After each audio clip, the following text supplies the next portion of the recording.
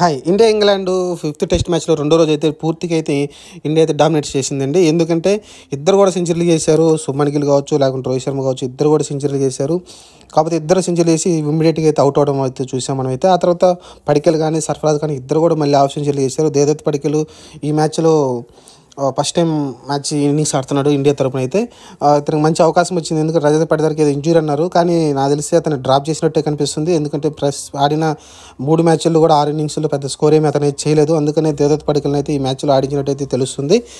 అతనికి వచ్చిన అవకాశాన్ని అయితే సద్వినియోగం చేసుకున్నాడు. అతను ఆడిన ఫస్ట్ మ్యాచ్లోనే 65 పరుగులు అయితే చేయడం చూసాం. స్టార్టింగ్లో ఫాస్ట్గా ఆడినప్పటికీ ఆ తర్వాత మళ్ళీ స్లోగా హాఫ్ ఇంచ్ తర్వాత స్లో అయిపోయాడు. ఆ తర్వాత స్లో అయిపోయి అవుట్ అవడం చూసాం. బషీర్కి అయితే బౌల్డ్ అయ్యాడు. ఆ తర్వాత సర్ఫరాజ్ ఖాన్ ఈ సిరీస్లో అవకాశం వచ్చింది. అతనికి కూడా కేఎల్ రాహుల్ వాళ్ళు ఇంజూర్ అవడంతో, శ్రేయస్ అయ్యర్ వాళ్ళు వెళ్ళిపోవడంతో అతను కూడా ఇది 3వ హాఫ్ సెంచరీ చేశాడు. ఫస్ట్ మ్యాచ్లోనే 2 హాఫ్ సెంచరీ చేయడం, తర్వాత మ్యాచ్లో సరిగ్గా పర్ఫార్మెన్స్ రాలేదు. కానీ ఇక్కడ 5వ టెస్ట్ మ్యాచ్లో అయితే మళ్ళీ ఒక హాఫ్ సెంచరీ అయితే చేయడం చూసాం. అది కూడా 93 స్ట్రైక్ రేట్ తోటి మంచిగా ఆడాడు అతనైతే. ఆ తర్వాత రవీంద్ర జడేజా నుంచి పెద్దగా స్కోర్ అయితే రాలేదు. కానీ లాస్ట్లో కొంచెం అశ్విన్ నుంచి కూడా స్కోర్ ఏం రాలేదు. ఆ తర్వాత కుల్దీప్ బుమ్రా మధ్యలో అయితే 45 పరుగుల పార్ట్నర్షిప్ అయితే అద్భుతంగా నడుస్తుంది. ప్రస్తుతం అయితే వాళ్ళిద్దరు క్రీజ్లో ఉన్నారు.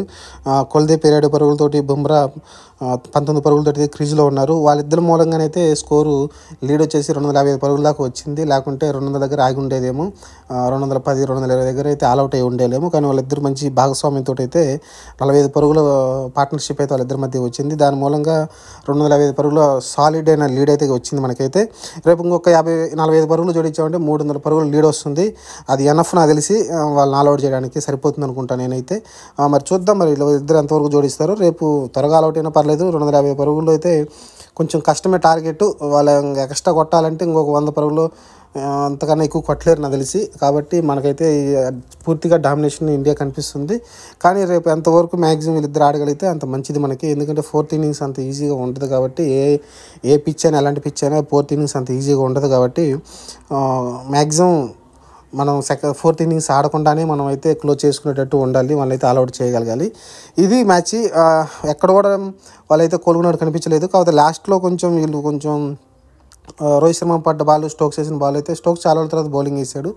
అతను బ్రిలియంట్ బాల్తో అయితే రోహిత్ శర్మని బౌల్డ్ చేయడం చూసాం. ఆ తర్వాత సుమన్ గిల్ కొంచెం ఆండర్సన్ కొంచెం క్యాజువల్గా ఆడినట్టు అనిపించింది. అది కూడా బౌల్డ్ అయ్యాడు సుమన్ గిల్ కూడా. అంత మించి పెద్ద తప్పులేం చేయలేదు మిగతా వాళ్ళు కూడా. తర్వాత ఇంకా ఇన్నింగ్స్ని ఫాస్ట్గా ఆడే ప్రయత్నంలో అయితే అందరూ అవుట్ అవ్వడం చూసాం. కొంతమంది అయితే ఎలిబిడబుల్ అవ్వడం. అలానే బషీర్కి అయితే మంచి వికెట్లు పడ్డాయి, 4 వికెట్లు. అతను చాలా 44 ఓవర్లు వేసాడు దాదాపు. అతనే టామ్ హార్ట్లీ కూడా 39 ఓవర్లు వేసాడు.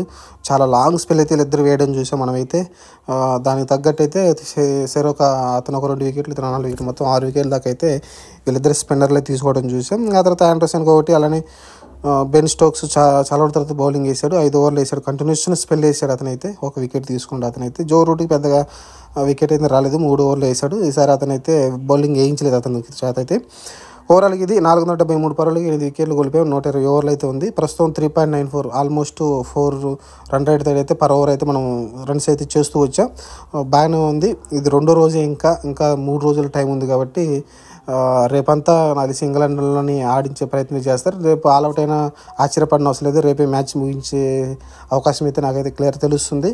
చూద్దాం మరి ఇంగ్లాండ్ మరి ఫైటింగ్ నాకు ఆడుతుందా, లేకుంటే సేమ్ బ్యాస్ బాల్ అని ఫాస్ట్గా ఆడేసి ఆల్అవుట్ అవుతారా, లేకుంటే మనకే కొంచెం లీడ్ తెచ్చి మనకే టార్గెట్ ఇస్తారేమో చూద్దాం. రేపు మ్యాచ్ రసవత్తంగా ఉండబోతుంది. చూద్దాం ఏం జరగబోతుంది.